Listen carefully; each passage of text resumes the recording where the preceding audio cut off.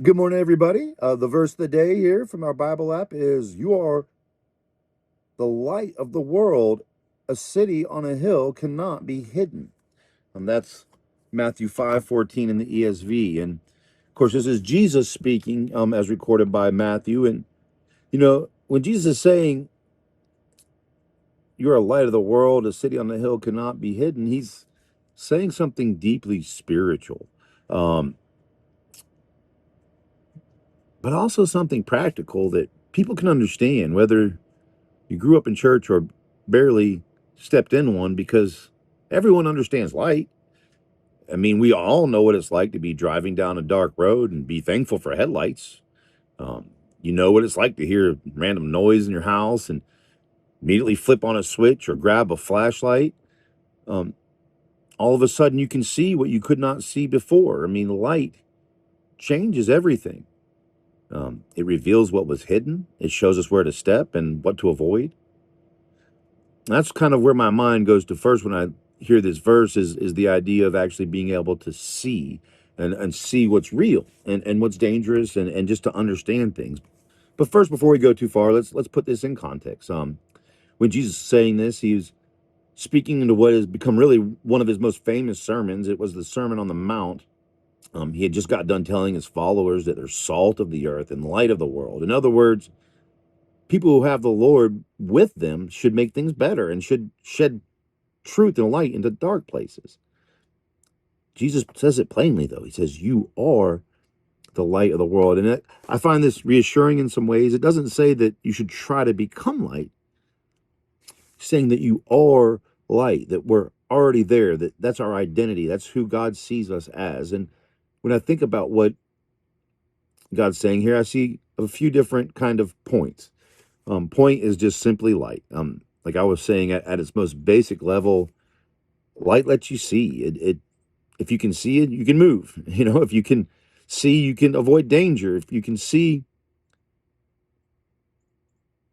what was uncertain once becomes visible, and when what was hidden is now exposed. Light gives clarity and direction, safety. Um, and honestly, our world kind of has a darkness problem. I mean, being light in these places is great. And I'm not talking about just physical darkness, I'm talking about real spiritual, emotional darkness, things like fear and anxiety and loneliness and addiction, brokenness and shame. People, we're searching for meaning and purpose in our lives, for peace and truth. And anywhere apart from Christ, what usually ends up happening is you end up more empty than before. See, that's darkness. And we're supposed to shine our light into that. Um, the second kind of idea of light is light as truth or wisdom. It's intellect, it's knowledge and understanding. Um, it's rightly ordered thinking. It's redeemed thinking. It is seeing reality as it actually is. Um, not as fear tells us, not as the world tells us, but as God sees it. Um, I think about the Gospel of John that calls Jesus the light of the world. That means that Jesus is a truth in a world full of lies, and he's clarity in a bunch of amongst confusion, wisdom in a world drowning in foolishness. That's who Christ is in so many ways. He's God's truth is light because it helps us see. It helps people see ourselves honestly. It helps see others compassionately. It helps us see sin clearly. Helps us to see grace and faith beautifully. Light also, it heals and it cleanses and it is essential for life. Think about sunlight. It warms what is cold. It helps living things grow. It purifies and exposes decay. Um, Something as simple as sunlight touching what was been hidden away can begin changing what is there. I mean, I can think of when I was in the army. Getting sunlight on an athlete's foot would help to kill the fungus. Light has a great restorative and healing property, and man, God's light is exactly like that. It warms cold hearts. It exposes hidden wounds. It reveals hidden sin, not just to condemn, but to heal it, to purify it. It exposes and purifies motives and grows faith. God's light drives out spiritual rot. It brings life to death. First John says that God is light, and in him there's no darkness at all. Light is not merely something God gives, it's part of who he is. And since God is light, that means Jesus is the light, and we should reflect him as the light. I mean, I think Jesus says, I am the light of the world, and Matthew says, you are the light of the world, can both be true. Well, the best mankind can do would be to reflect the light, except for God makes us image bearers of him and gives his light in us, and we begin to shine his truth. And so when Christ dwells in a person, we begin to shine him, not reflect, but kind of show his light, which is his love and his truth and his mercy and his wisdom and his peace. See, because Jesus is the light of the world, and because we have the Spirit of Jesus, the Holy Spirit living in us as Christians, we carry Christ out into the world, the light into the world. We can't be Jesus, but we can represent him. That we do this by sharing his Spirit and sharing his blessings. We try to reflect his love and mercy to those around us. We carry his truth.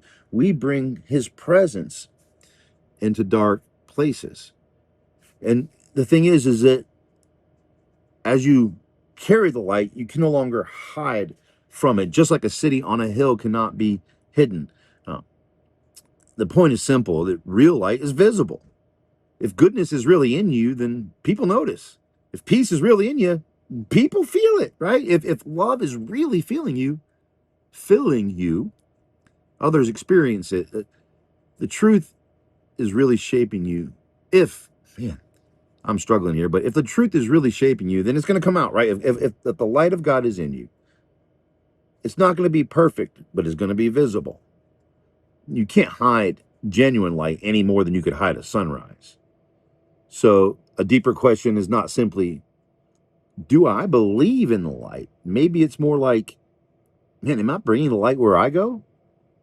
I mean, when I walk into a home, does light walk in or something else? When you step into work or school, does the room get brighter? When you speak to those who are maybe struggling with sin and hurting, do you brighten them?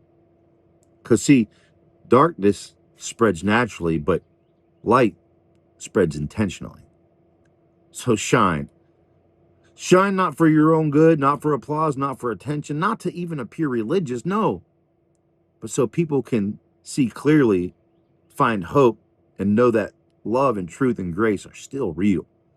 That when they see you, they see Christ shining through. I think that's what Jesus means when he says that you are the light of the world and a city on a hill cannot be hidden. So that's my quick brief today. In the meantime, remember, love you, love God, peace.